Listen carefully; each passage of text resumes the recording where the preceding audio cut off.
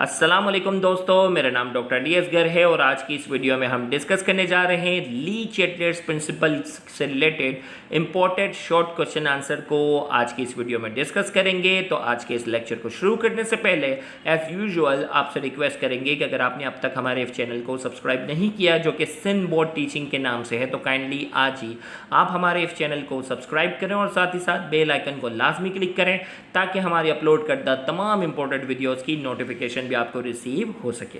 तो आज की इस लेक्चर को शुरू करने से पहले मैं आपको बताता चलूं कि इससे पहले आपका ली चैटलेट्स प्रिंसिपल पर कमांड होना चाहिए।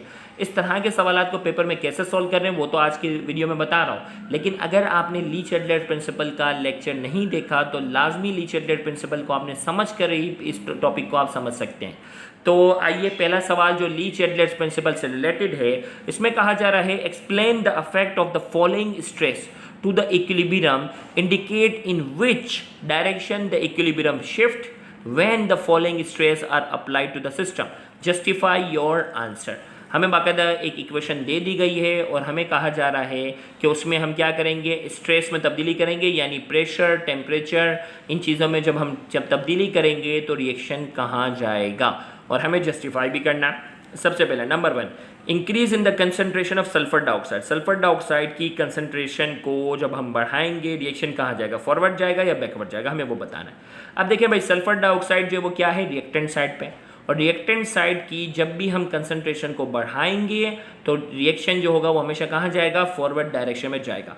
Increase in the concentration of sulphur dioxide, sulphur dioxide क्योंकि रिएक्टेंट साइड पे है लिहाजा इसकी कंसनट्रेशन बढ़ाएंगे, रिएक्शन कहाँ जाएगा, फॉरवर्ड डायरेक्शन में जाएगा। तो आप छोटा सा सेंटेंस क्या लिखेंगे, as the sulphur dioxide is on the reactant side when the concentration of sulphur dioxide increase reaction will go forward. ये हो गया। दूसरे में कहा जा रहा है decreasing the partial pressure of reaction.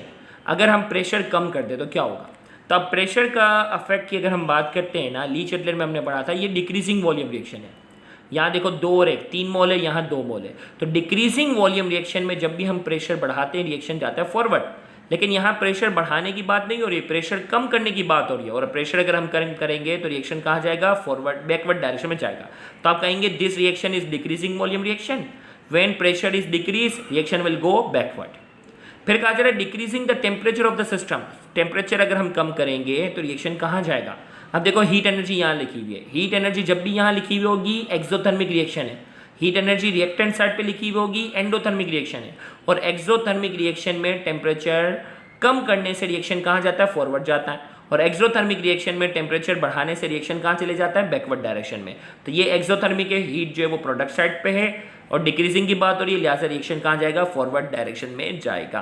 तो हमने कहा है कि this is exothermic reaction, when the temperature decrease reaction will go forward. आपने इतना छोटा सा लिखना है।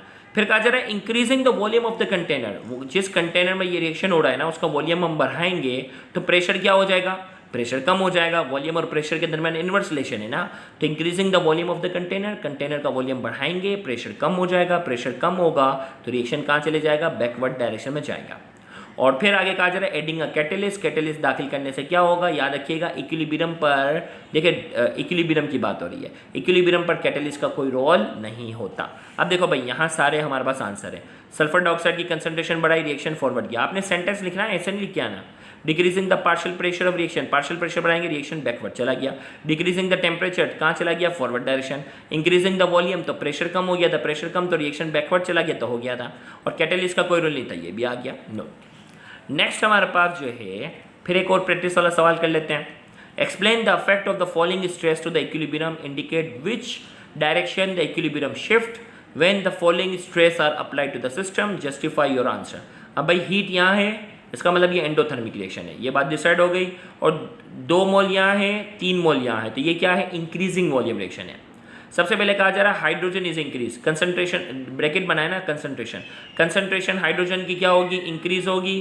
तो रिएक्शन कहाँ जाएगा, रिएक्शन कंसंट्रेशन हाइड्रोजन की जब बढ़ेगी, क्योंकि ये प्रोडक्ट साइड पे, और प्रोडक्ट साइड पे किसी भी चीज़ की कंसंट्रेशन बढ़ाएंगे रिएक्शन कहाँ जाएगा, बैकवर्ड जाएगा। Pressure of water is increase, pressure जब हम बढ़ाएंगे तो ये इंक्रीजिंग वॉल्यूम रिएक्शन है। और इंक्रीजिंग वॉल्यूम रिएक्शन में जब भी हम प्रेशर बढ़ाते हैं तो रिएक्शन कहाँ चले जाएगा, रिएक्शन चला जाएगा बैकवर्ड चला जाएगा। ये हो गया, आंसर भी चेक कराऊंगा। Oxygen concentration of oxygen if decrease, oxygen अगर कंसंट्रेशन ऑक्सीजन की कम करेंगे रिएक्शन कहाँ जाएगा, फॉरवर्ड जाएगा, क्योंकि यहाँ स्ट्रेस कम हो गया।